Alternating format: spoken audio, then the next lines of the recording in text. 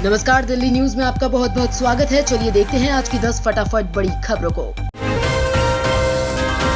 14 दिसंबर तक मुफ्त में अपडेट करा सकते हैं आधार कार्ड।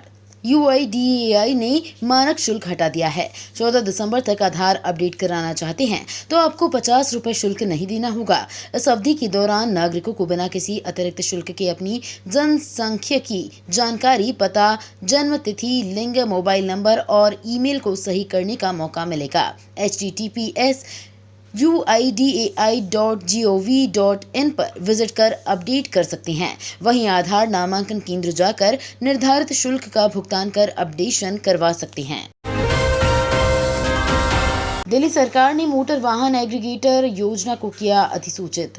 दिल्ली की आम आदमी पार्टी सरकार ने दिल्ली मोटर वाहन एग्रीगेटर और डिलीवरी सेवा प्रदाता योजना 2023 को अधिसूचित कर दिया है। इसके साथ ही दिल्ली में सिर्फ इलेक्ट्रिक बाइक टैक्सियों के परिवहन का रास्ता साफ हो गया है। दिल्ली के परिवहन मंत्री कैलाश गहलोत ने ये जानकारी देते हुए कहा कि वर्ष 2030 तक इलेक्ट्रिक परिवहन को अपनाने का लक्ष्य रखा गया है।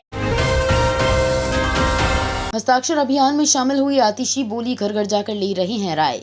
मैं भी केजरीवाल अभियान के तहत शनिवार को मंत्री आतिशी ने कालकाजी में डोर टू डोर कैंपेन चलाया। उन्होंने गोविंदपुरी कालकाजी में घर घर जाकर लोगों से पूछा कि अगर झूठे केस के तहत अरविंद केजरीवाल को गिरफ्तार किया जाता है तो क्या उन्हें इस्तीफा देना चाहिए या जेल से सरकार चलानी चाहिए। आम आदमी पार्टी के नेता व कार्यकर्ता 20 दिसंबर तक सभी 2600 पोलिंग स्टेशन पर डोर टू डोर कैंपेन करेंगे।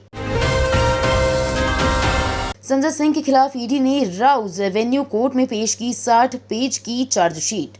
दिल्ली आबकारी नीति मामले में प्रवर्तन निदेशालय ने शनिवार को संजय सिंह के खिलाफ राउज एवेन्यू कोर्ट में चार्जशीट दाखिल कर दी है। ईडी चार्जशीट 60 पेज की है। आम आदमी पार्टी के राज्यसभा सांसद और कद्दावर नेता संजय को अक्टूबर 2023 में ईडी ने कई घंटों तक पूछताछ के बाद गिरफ्तार किया था। तभी से संजय सिंह तिहाड़ जेल में हैं। दिल्ली में फिर खराब हुई हवा की गुणवत्ता, गंभीर स्थिति में पहुंचा प्रदूषण। दिल्ली NCR में एक बार फिर प्रदूषण ने चिंताएं बढ़ा दी हैं। सेंट्रल पोल्यूशन कंट्रोल बोर्ड के अनुसार शुक्रवार को दिल्ली NCR में हवा की गुणवत्ता गंभीर स्थिति में दर्ज की गई है। आधिकारिक डेटा के मुताबिक दिल्ली के अशोक विहार और आनंद विहार इलाके में सुबह 6 बजे AQI 412 और 405 दर्ज की गई है। दिल्ली एयरपोर्ट पर नहीं उतर पा रहे विमान, अब तक 9 फ्लाइट्स हुई जयपुर डाइवर्ट। दिल्ली में खराब मौसम के कारण दिल्ली एयरपोर्ट पर विमान नहीं उतर पा रहे हैं। खराब मौसम के चलते अब तक 9 फ्लाइट्स जयपुर डाइवर्ट हुई। इंडिगो की चेन्नई से Delhi flight 6E-5007, air India की कोलकाता से दिल्ली फ्लाइट AI-763 समेत कई फ्लाइट्स डाइवर्ट हुई। दिल्ली के मुख्य सचिव के सेवा विस्तार पर आपका विरोध। आम आदमी पार्टी के राज्यसभा सांसद राघव चड्ढा ने कहा कि दिल्ली में लगातार 3 बार यानी 2013, 2015 और 2020 में आम आदमी पार्टी की जीत हुई है और अरविंद केजरीवाल मुख्यमंत्री बने। आम आदमी पार्टी ने दिल्ली में भाजपा का सूपड़ा साफ करने का काम किया और अब दिल्ली में भाजपा की सियासी जमीन खिसक चुकी है। लद्दाख में शनिवार सुबह लगे 3.4 रिक्टर के भूकंप झटके। लद्दाख में शनिवार को भूकंप के झटके लगे। रिक्टर स्केल पर इनकी तीव्रता 3.4 मापी गई। तीव्रता कम होने की वजह से किसी भी तरह के जान माल के नुकसान की बात रिपोर्ट नहीं आई है।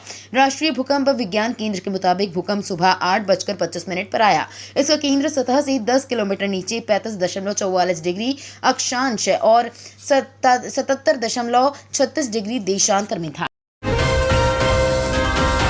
12 दिन बाद ही वर्ल्ड कप का बदला पूरा भारत ने ऑस्ट्रेलिया का गुरूर किया पस्त। इंडिया ने ऑस्ट्रेलिया के खिलाफ 5 मैचों की T20 सीरीज में 3 में से 1 की अजय बढ़त हासिल कर ली है। 1 दिसंबर को रायपुर के शहीद वीर नारायण सिंह इंटरनेशनल स्टेडियम में खेले गए इस सीरीज के चौथे मुकाबले में भारतीय टीम ने ऑस्ट्रेलिया को 20 रनों से पराजित किया। अब दोनों टीमों के बीच 5वां और आखिरी T20 मुकाबला 3 दिसंबर को बेंगलुरु के M चिन्नास्वामी स्टेडियम में खेला जाएगा। शर्तों के साथ रामलीला मैदान में मुस्लिम महापंचायत की मिली अनुमति।